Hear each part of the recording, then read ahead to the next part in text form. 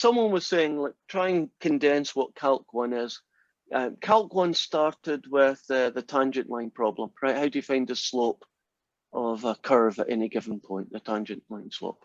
And that became differentiation. So Calc 1 was, how do you differentiate functions, right? Product rule, quotient rule, chain rule, all that stuff. And then the second part of Calc 1 was, okay, now that you know how to differentiate, do stuff with it. So use it to find slopes of tangent lines, but couldn't you also use it to get velocities, acceleration, optimization, right? What's the best value for the side of a box to have the smallest area, whatever it was going to be? That's kind of what Calc 1 was about. And then Calc 2, well, it started off with a problem, and that was called the area under a curve problem. And that eventually became what was called integration. And there was this rather interesting connection that differentiation and integration are actually the opposite processes of each other. So if you take a function and differentiate it and then you integrate the answer, you essentially, with a little tweak, get back to where you started. But so integration tells you area under curves. And so Calc 2 was, how do you integrate? So it was full of things like substitution rule, trig integration, different techniques, integration by parts and so on and so forth. So how do you integrate? And then the second part of Calc 2 was, now you know how to integrate, do stuff with it. For integration, you could find area under curves, but couldn't you also find arc lengths and volumes and velocities and accelerations and, cool stuff like that? And that's what integration is. So now we come to Calc 3 and you're thinking, what's left? Is there going to be another thing with a funny name I've never heard of? And we'll show there'll be a problem, and then that problem will create this new technique called whatever it is, and then we'll learn how to do it and so on. Well, the bad news is, no, it's nothing like that. In fact, Calc 3 doesn't have a lot of structure to it. Calc 3 is a kind of box where we put all the cool stuff we want you to learn, but they don't have any real connection with each other. So we are going to do things called sequences and series, which is cool. And then we're going to do the calculus of 3 dimensions or more. And you're going to think, what has sequences and series got to do with calculus of 3 and 4 dimensions? And the answer is pretty much absolutely nothing. They are useful and they are self-contained, but they don't interact. At least differentiation and integration, don't they interact? In fact, if you did Calc 2, didn't you spend quite a lot of time differentiating? So they do interact very closely. But what will Calc 3 interact with? Well, each of the little units of things that we're doing don't interact well. But that's okay. They're just useful things to know because we use them in math. And if you become an engineer or scientist, these topics will appear and you'll think, oh, I'm glad we found out about sequences and series, because this problem, that's exactly what I'm going to solve the problem by doing. I'm going to make a sequence from it and solve it, or I'm going to make a series from it. Or, well, let's take motion. Do you know that when you do calculus, at least in calculus 1 and 2, isn't motion slightly artificial? Isn't it on a 2D world, a flat piece of paper?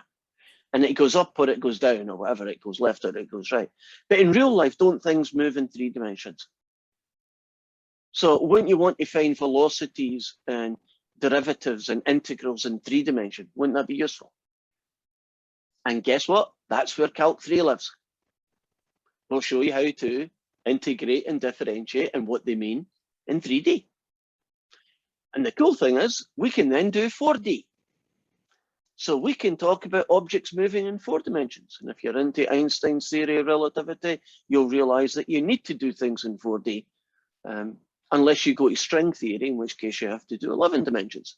But the cool thing is, we'll show you how to do 11 dimensions. And you might think, oh God, it's going to break my brain. It's remarkably simple, scarily simple to do calculus in 3D or 4D or 11D. And I won't, tell you the end of the movie right now. But it's going to be one of those movies where you're going to say, oh, I guessed that at the start, that was going to be the baddie or whatever. But nonetheless, it's cool stuff. So Calc 3 has no theme. I could quite literally take the 3 main sections that we're going to do in Calc 3 and switch them. I could do 3D calculus first and sequences and series second, and it wouldn't have any difference to your mindset. You'd still be able to understand both because they're not connected. Right? I have, in fact, in the past taught them in different orders, mostly because I get bored, because there's no particular reason to it. But I'm going to teach it the way I tend to teach it. And a couple of reasons I want to kind of give you the bad news first. Sequences and series is going to be the hardest, in my opinion, the hardest bit of the whole class. So if you can survive this one, the good news is the stuff that comes later for almost everybody is a lot easier, right? So I'm telling you that up front so that you don't think, oh God, this is horrible. This is really painful. This is hard. And then what's going to happen next is it's going to get worse and worse and worse. No, it's not going to. It's going to go up and it's going to down, and then maybe it'll go up a little bit, but not quite as bad, and then down again. So the degree of difficulty is going to change. But this is the worst stuff. So, right. Any questions so far? No. Not a question, but just the worst thing about like series and stuff like that is just remembering the rules on when something converges or not. Because because a lot of stuff is just a lot of them have very different rules. So remembering which ones fall under which category is going to be kind of the biggie. Yeah, basically. Once you get that down, it's really easy from one little experience I have with it. Right. So Michael's experienced it. So some of you others may have done so as well. So it's not impossible, right? It definitely is not impossible, but there's a lot going on. Hardest part's drawing that little E thing. Yeah, the little E thing, as you describe it, is kind of interesting. Well, let's move over now to basically the syllabus part. And just check my watch. I think we're good. Here we go. You should be looking at, are you looking at Math 163 or Canvas site? Great, okay. Someone just turned up. I'll close these down a little bit just so they're smaller. Right. And I'll put this on student view so it looks more like yours and not like mine. Right there, that's much nicer looking, much cleaner.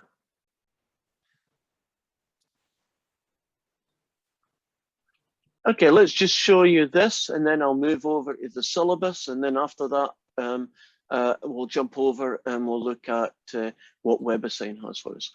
Right, your Canvas site is how you're going to communicate with me. Basically, if you just hit the inbox, you can send me messages and so on. You can also do it using my email address. Do not use WebAssign to communicate with me. Anytime you type something in WebAssign, it disappears into the ether and I don't get to see it. I have to kind of hunt for it, and I don't have the opportunity to do that very easily. So if you click on this one, it's an intro from me, how to set up WebAssign, which if you've done anything on WebAssign before will be pretty straightforward. I think everybody knows how to do Zoom or you wouldn't be here. There's the officer link, which is directly after this class. So if you're interested in getting some extra help or questions, you could do it there. That should be the link. Yeah, that there is the link for coming here. And then we have a whole load of resources, and you can actually see the chapters that this class is going to be. We're going to do chapter 11, 10, so it jumps around a little bit, 12, 13, and 14. And I've got a couple of real cool sites because you want to draw things in 3D. There's a nice little guy. There's another one. Yeah, we'll talk about them when we need to. So that's what that one is about. Now, if I close this one off and we go to this very empty looking one, and I click on this,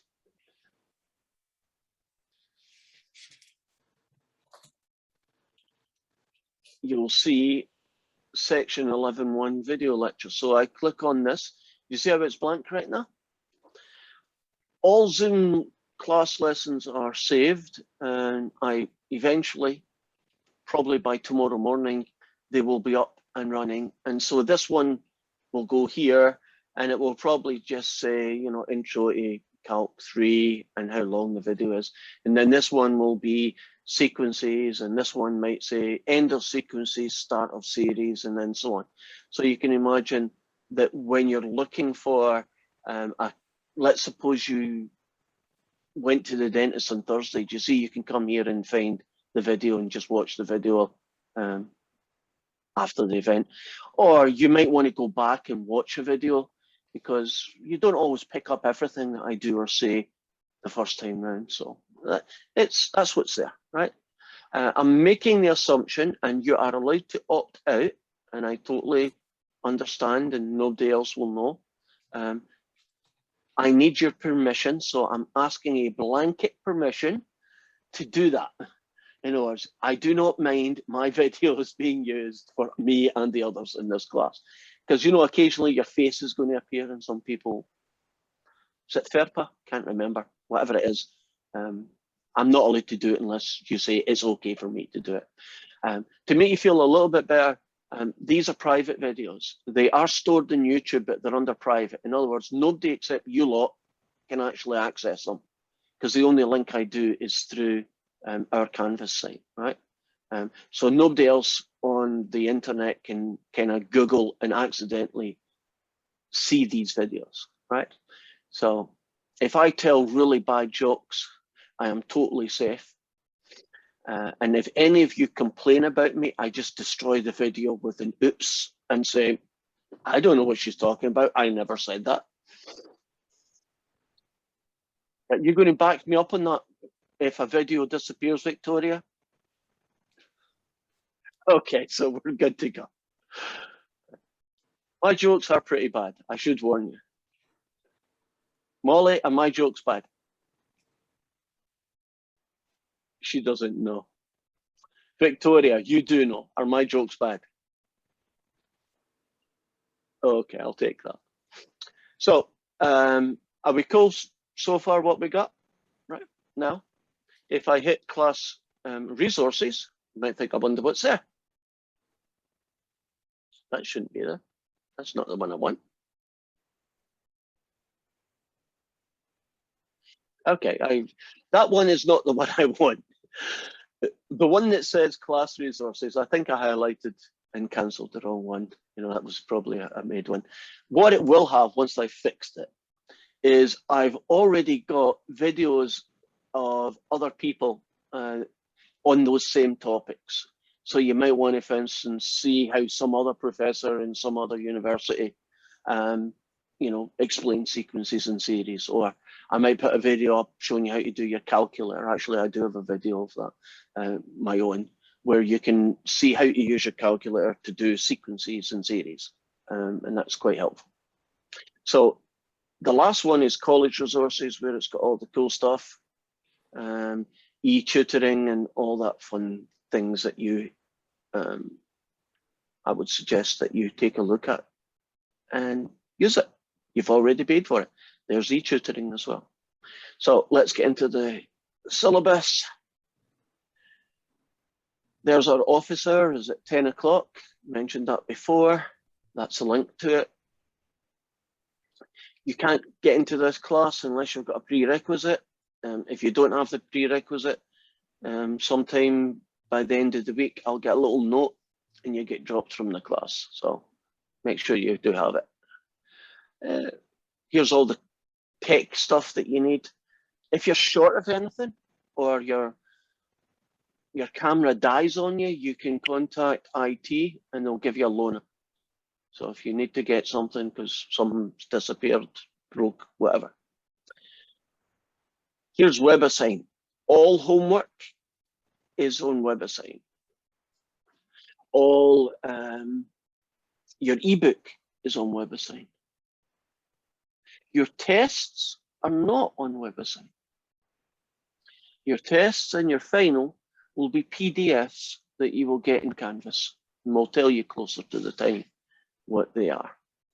If you don't know how to do WebAssign, click on this link here. I've already sent out emails with the same things. And here is a list of holidays in kind of, I don't know, yellowy color, tests in green, and our final is on a Tuesday. And the tests that you get, and there's only 3 of these tests, are going to be during class time. So the first 3 weeks are all about chapter 11, as you can see, and test 1 will be on Tuesday because Monday was a holiday, and it will take place in class. And you'll write your answers on paper, just like you might do in a normal physical class, right? You come to class, I hand you a piece of paper with the test questions on it, you write them down on a piece of paper. So you might think, how is he going to see what I've got? You will use software. There's a new one I'm trying to push, which is called Microsoft Lens, but you can use anything you like. You take a picture of your working, right, your answers, and you send it to me, upload it into Canvas. And closer to time, I'll talk to you about that. And then we have the next 3 weeks and a test, and then the next 3 weeks and the test, and then week 10 and 11 are just bunched together because most of that is holidays, Thanksgiving and tests, and we are finished. Now, chapter 14, do you see that one there? The last chapter? That is actually the beginning of Calc 4. Can you remember the end of Calc 1? We showed you antiderivatives, and that kind of became what Calc 2 was. Remember that? But the end of Calc 2, you get differential equations. So you might have thought that's where Calc 3 would start, which it doesn't, right? But at least the end of Calc 3 finishes with partial differentiation and integration, and that's where Calc 4 starts. So Calc 4 is all about multivariate functions and the calculus of them. And Calc 4 has got a much nicer structure. It's a bit like we're going to find out how to differentiate and integrate in multivariate functions. And off you go, and you'll learn some really cool stuff. But that's for another time. There's all the learning objectives for those who are interested. Don't cheat. If you need accommodations. So how are we going to get you points, make prizes? Participation, 20%. So what you're going to do right now is, well, let's do it. Type hi, because that's how I get attendance. I have a copy of your comments if you've typed any, and I use that to get attendance. And 20% of your grade is for coming to class. So if the only thing you do is turn up, at least you're guaranteed 20%. I hope you turn up and pay attention, because then you'll learn, in which case you might pass, which is what I'm assuming is your goal. Learning first, passing second. 30% is the homework that you do, and that is WebAssign. So for the attendance, Yes. I work full time and I then do this on the side. So there are a couple days where I might not be able to make it or something like that. Is that going to just cost me a percentage of that participation grade? Is there a way? Yeah, right. Yeah. Well, yeah. Sorry to interrupt you.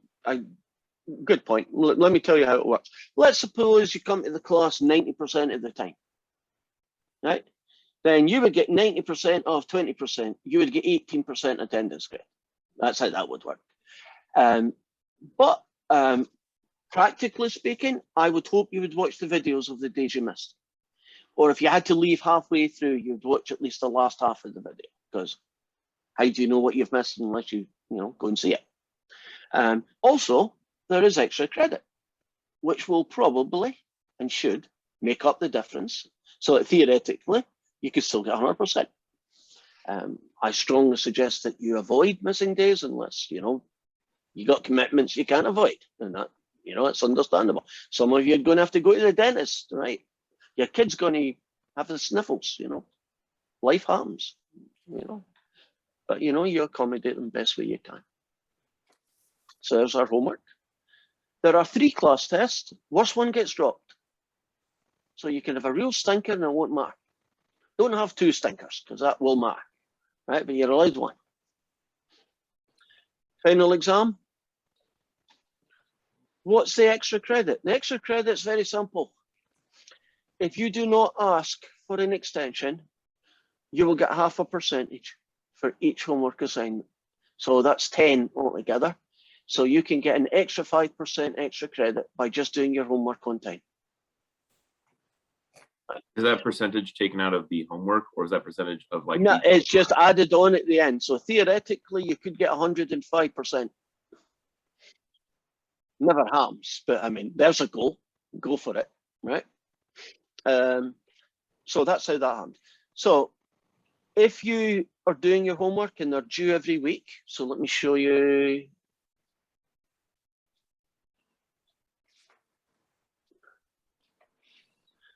Let me show you where that is. Excuse me, dashboard. What do I need to do? Okay. My mouse is fighting with me right now. Here we go.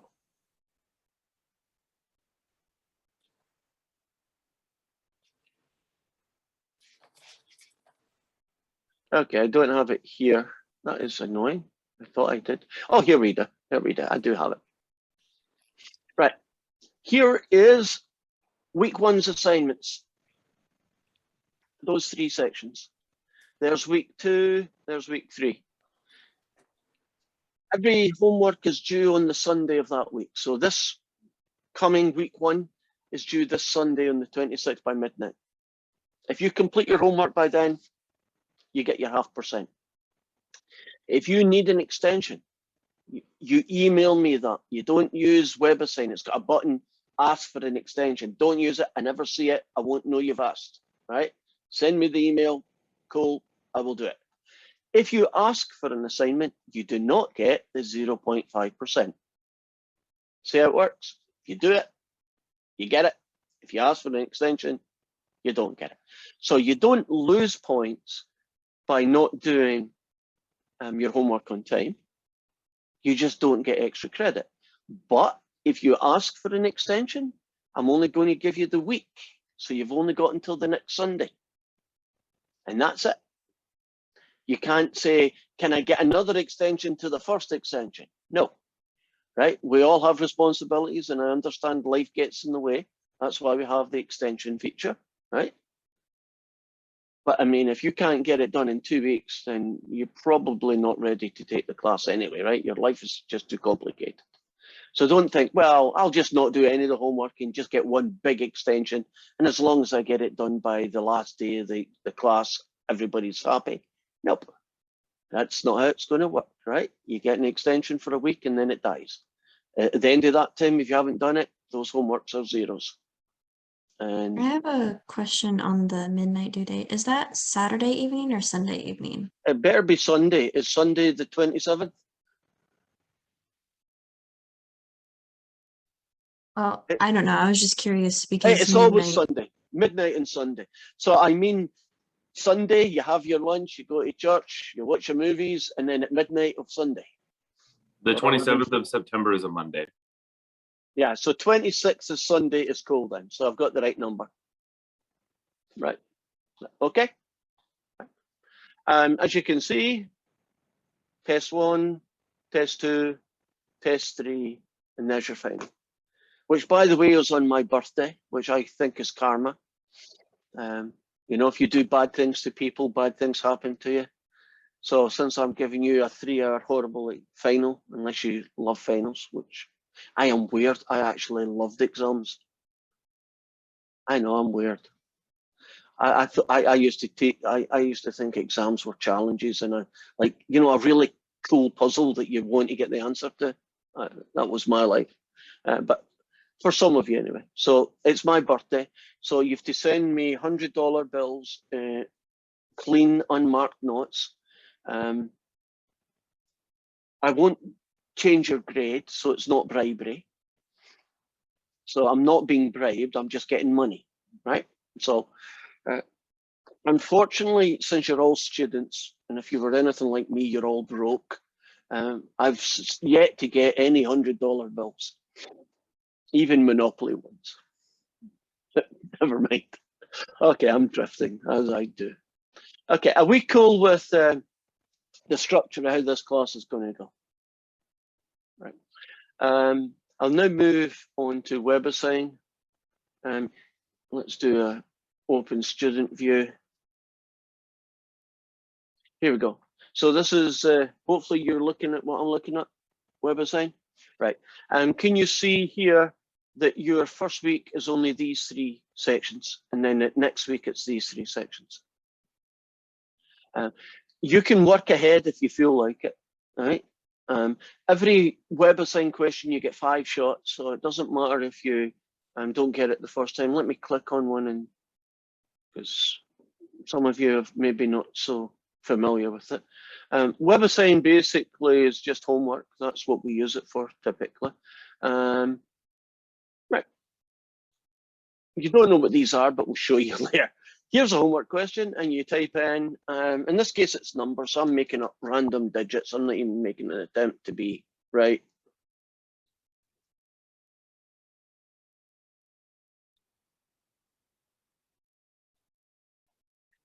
Right, I think that's the answer. If I think that's the answer, you type it in, you hit submit, and it will say check, check, cross, check, check. The one that's cross is wrong, the greens are right, and you have 5 shots. Right. If you want some help, sometimes you get a little button, and you can hit a button called read it, and it will take you, I think it takes you to the ebook of the section that's close to what that looks like, and you can read about it. Sometimes you get a watch it, which is much better. If you're a visual kind of person, you can hit the watch it, and there's a little video that plays, and it'll tell you, a question's hopefully similar to the one you've got. And that's how it works. So it's 5 attempts before WebAssign gives you the answer, and then you don't get any points for that question? You get 5 shots at it, right? 5 attempts. So hopefully, if you get to 4th failure, that might be a time for you to shoot me an email and say, I'm having trouble with question 17. What's going on there? And I would try and answer it by email, but very often it's visual, and I have to, we have to maybe do a quick Zoom meeting, because I may have more than one step. Whatever it is, I'll try and help you, but that's what I would do in those cases. Are we comfortable with the way WebAssign works? Right. Now, all your homeworks are 100 points, and they all add up, and that's where your 30% of your grade comes from. You won't be able to tell your whole grade, but you will be able to tell your homework grade, whatever WebAssign says it is. So if it says it's 82%, then that's your grade for homework, right? That's what you did. If it says 100%, then that's what your grade is. Is that a participation grade, or is that accuracy? What yeah, it is. If you're talking about the homework, it doesn't care if it takes you 4 shots to get the answer or you do it in the first shot. They all count as perfect, correct. So when it says 82%, it means 82% of the questions you did right. And the others, you took 5 shots and didn't do them. Or you just didn't attempt them at all, which is not a good idea, but it might be that's what you did. Are we good? I want to get started on the cool stuff. You probably are thinking the same thing. Let's do some cool stuff. So here goes. Move. I like to see people because it's the only way I can really get feedback. So I'm glad you're mostly doing your videos. So let's start you off with our first topic. It's chapter 11.1. We're going to look at the concept, the idea of A sequence. Well, what is a sequence? A sequence is a list of numbers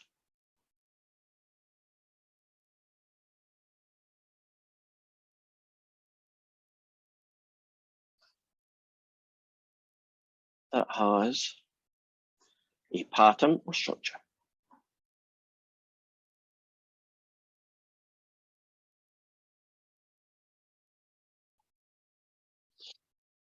And it's an infinite list of numbers because sequences go on forever. So let me give you a very simple sequence.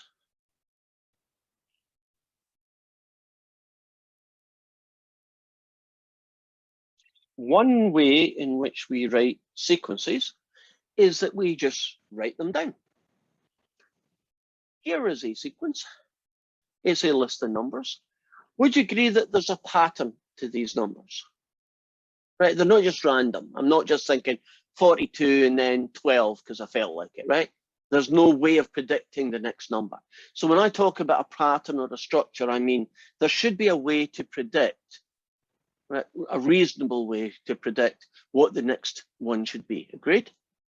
Now, I'll take volunteers. What would the next number be? 36. How did you get that answer? Because there's actually more than one way to come up with that 36. I saw that these are all the perfect squares, starting from 1, then 2, then 3, then 4, then 5, and then next would be 6 squared. Yeah. So you saw this as a 1 squared, 2 squared, 3 squared, 4 squared, 5 squared. So this guy would have to be 6 squared. Totally agree. That is probably the way my brain would have worked. Does anybody have a different way of coming up with that 36? You can add the next odd number to the previous number. So you add 3, then you add 5, then you add 7, then you add 9. So wouldn't the next one be add 11 and wait, 36?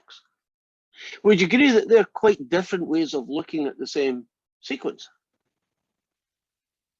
But don't they both equally get you the correct answer? It's not like one is right and one is wrong. Isn't that just two correct ways of doing the same thing? So let's get you used to notation. Notation is a big thing in math because we want everybody in the universe, well, at least the world, right, to write down things in a way that we all write them down. So you're going to see some notation in other textbooks, and there is a number of different ways in which we do these. So I want to show you as many ways as I can. Here is one way that you will see this sequence here being written down.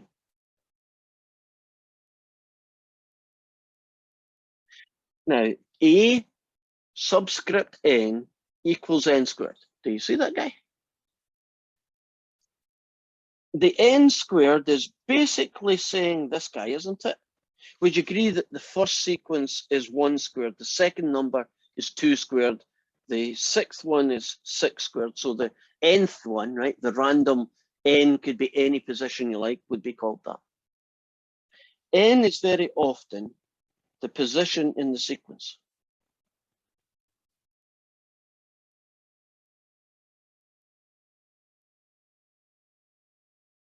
So for instance, if I gave you a sequence and I told you an was n squared, if I said to you A100, do you realize I'm asking you for the 100th number in that list, right, that sequence? But do you also see I don't need to write down the first 99 to get to the 100th one, because won't it just be 100 squared, which is that? I'm not knocking this green method because it's really cool and interesting. But if I was using this pattern, wouldn't it take me a lot longer to find A100? Because wouldn't I have to find the other 99 first before I could figure out how to get to the last one? Now, not every sequence in the universe can be written down as a formula. It would be really good if they could, but not everyone is. Sometimes you have to describe a sequence by telling you what you do to get the next number, right? You add the next odd number, right? As we did in the green one. Sometimes that is the only way you can do it. And we'll show you tomorrow sequences where that's exactly what happens to be. They're called, very often they're called recursive sequences or relationships. Now that's one way in which they do it.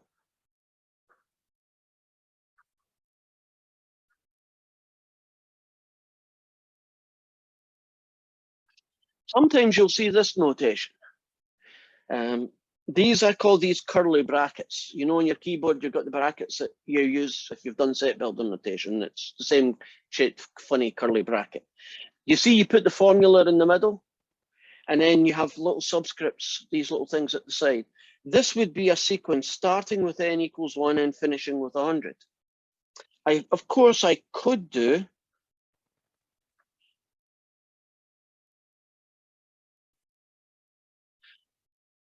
when I use this notation, what have we got here? You're going all the way to infinity. Yeah. On this case, don't you stop at 100, or basically the 100th term? You could, I don't know why, but couldn't you if you felt like it?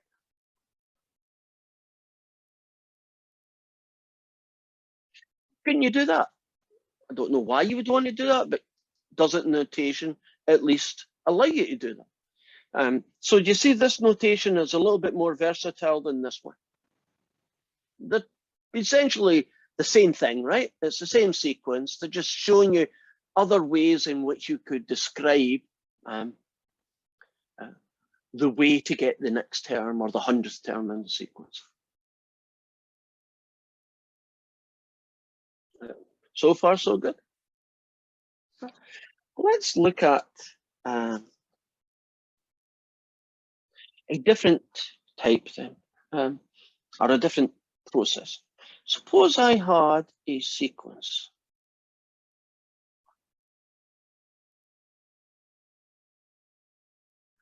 And that was its formula.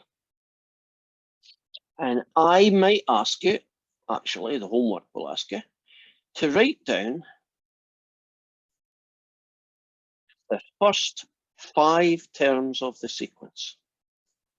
You're happy with A1, A5, right? First 5 terms of the sequence. And how would I do that? Well, there are 2 ways you can do it. The first one is basically just do 5 calculations. And if the calculations aren't too onerous, you could probably do them in your head. So here goes. When it's 1, it's 1/3. And when it's 2, it's 2/5. When it's 3, it's 3/7. When it's 4, it's 4/9. And when it's 5, it's 5/11. You see, that wasn't too bad. I could do that in my head, right?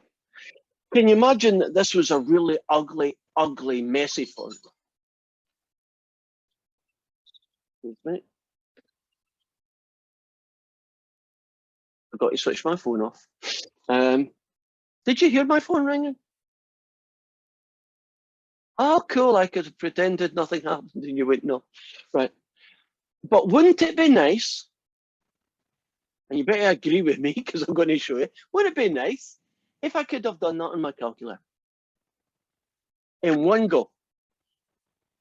Right? Especially if it's a really, really ugly one.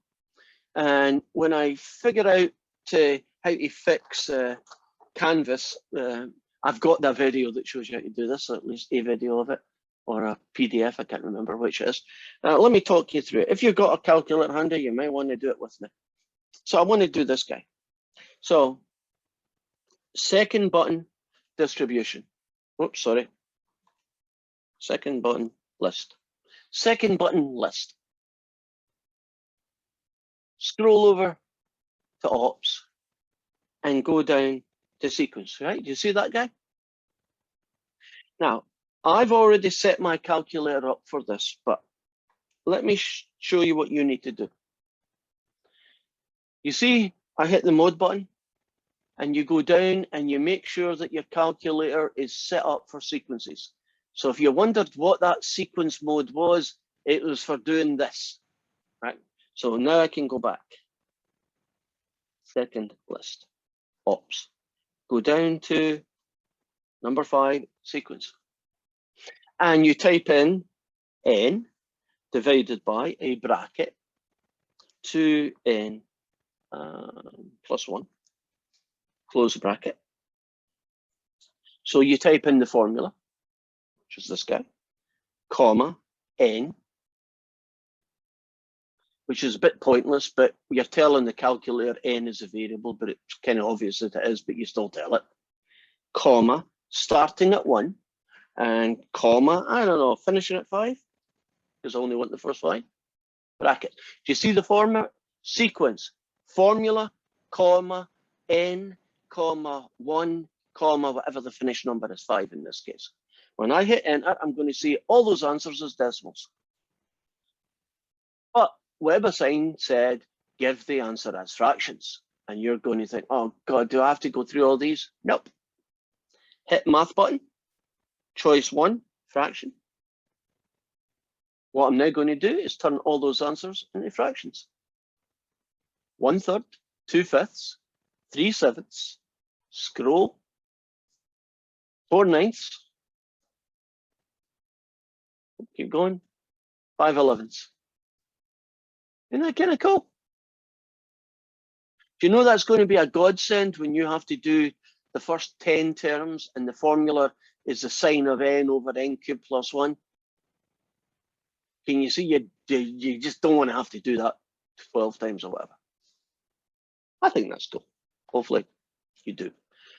If you don't like it, that's fine. You know, do it by hand, that'll work.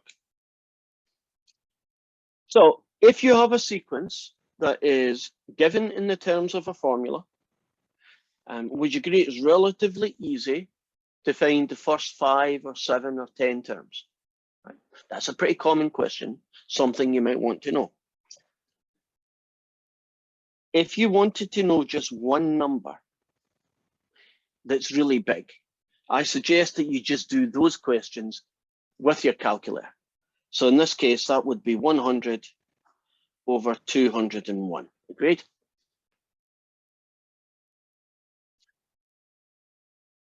So far, so good. So the last thing I want to talk about is that we very often want to know the limit of a sequence. What we mean by that is, as this sequence continues to eternity, does this expression have a limit? Does it get closer and closer to one specific number? In which case we say it converges to a half, or it converges to a quarter. You remember the converging word, right? Or does it like shoot off to infinity? Or does it just jump all over the place and doesn't go anywhere? In which case we will say it diverges. We don't need to say diverges to infinity typically, but if that's what it does, you can say that. How do we find out what the limit of a sequence is? Well, we're essentially trying to solve this problem.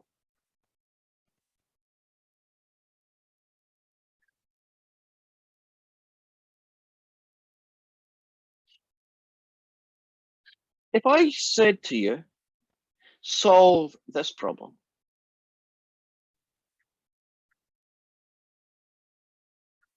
would it look familiar to you? What techniques could you use to solve that? Or just tell me the answer. That's probably an easier way of saying it. What's the limit? I heard the word quotient rule. It might be the wrong name for the right idea. What's the answer to that? 1/2. Yeah. How did you know that well? I used L'Hopital's rule, like Carsten said in the chat. So because if you substitute in the numerator for infinity, it's obviously infinity, and you do the same for the denominator, it's also infinity. And because of that, you can apply L'Hopital's rule, which means you take the derivative of the numerator and the derivative of the denominator. Then that's a constant, it's just 1/2. So nothing to sub in, and that's what the limit is. Yeah. Now, you got a half. That's your answer. Do you see that you don't need to have a new technique? Don't you just use a technique that you've done in the past? L'Hopital is a great technique. There are 3 techniques that are typical. First one, I'm calling brute force. Second one, I'm going to call L'Hopital, which we've already seen. And there is a third method.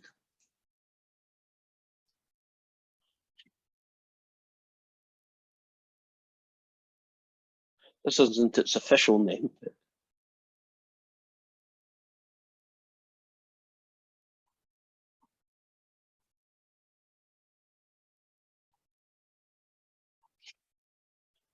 Divide the top and bottom by a power of n. So in this case here, if we did L'Hopital, isn't the answer 1/2? It's a half, right? Let me show you some examples of each of those situations. You could use, and very often can use, 2 or 3 of these methods, right? So a particular question, all 3 methods would work, right? In some questions, one method's less work than the other, so you would choose that. But suppose I just said to you, 1/n³ plus 1. Well, if I was doing the brute force, what I mean by that is you replace the n by infinity. And isn't infinity cubed plus 1 still infinity? And won't we all say that 1/infinity is 0? So we'd say the limit of that guy was 0. Okay. If I tried L'Hopital on that, wouldn't I probably have problems? The first problem is that it isn't indeterminate form, in which case you shouldn't use L'Hopital at all, right? So some methods lend themselves to this technique. Suppose I said to you the limit as n tends to infinity of e to the n over n squared. Which one of those 3 techniques do you think would be best suited to this limit? L'Hopital's. I would say so. Would you agree e to the infinity is infinity and n squared is infinity, so it's indeterminate form? That means you can use it. So I would do the limit as n tends to infinity. E to the n doesn't go anywhere. That guy becomes 2n. That doesn't work, so I'll just do L'Hopital again. And I get e to the n over 2. And then basically brute force isn't the answer then infinite, in which case we'd say it diverges. So what about this top and bottom one? So this would be an example where 1 would be the better technique. This would be an example where 2 would be the better technique. L'Hopital. How about this one?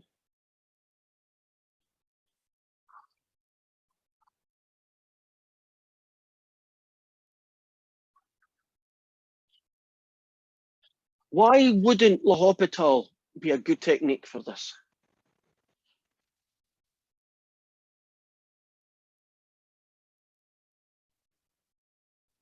Okay, what happens if you differentiate the square root of 2n n squared plus 1? Don't you get something really ugly?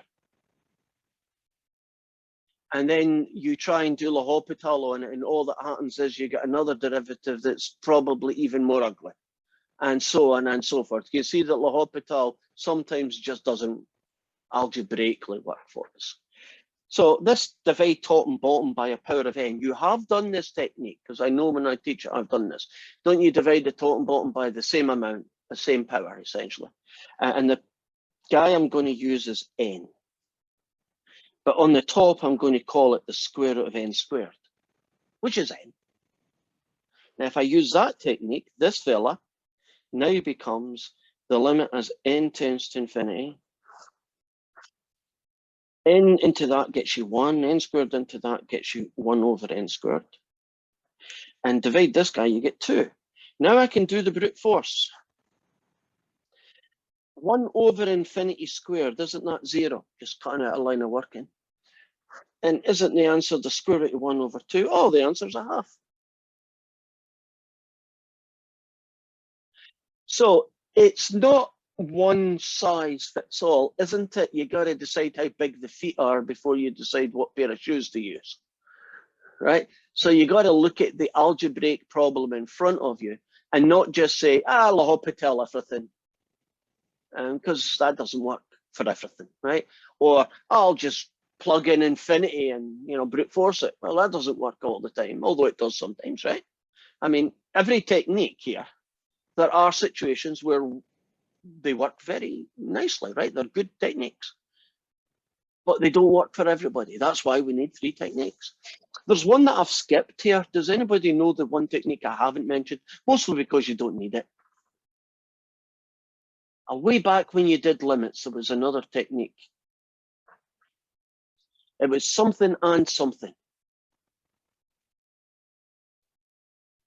Last chance.